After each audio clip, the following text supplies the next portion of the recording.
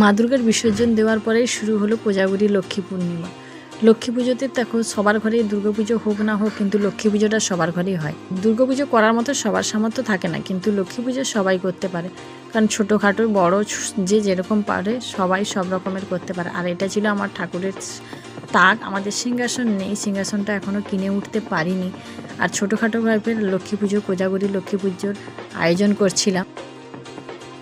তো আমি প্রতি বছর মাটির প্রতিমা কিনে এই যে ছোটো ছোটো বাচ্চা এদেরকে নিয়েই আমি পুজো করি। আমরা কিন্তু পুরোহিত দিয়ে পুজো করি না, নিজের হাতেই সব কিছু আয়োজন করে নিজের হাতেই পুজোটা করি। কারণ আমি শুনে এসেছি মা লক্ষ্মী নাকি মেয়েরাই পুজো করে, তাই জন্যই আমি নিজের হাতেই পুজো করলাম। তো আমাদের এই ছোট্ট লক্ষ্মী প্রতিমাটিকে কেমন হয়েছে জানাবে। সারাদিন উপবাস থেকে যে মায়ের আয়োজন করে পুজো আচ্ছা করা সত্যি খুবই আনন্দ লাগে। সারাদিনের উপবাসটা কিন্তু মনেও হয় না যে কী করে সারাদিনটা কেটে গেল। তো আমার ভিডিওগুলো কেমন হয় জানাবে। দেখা হচ্ছে পরের একটা ভিডিও।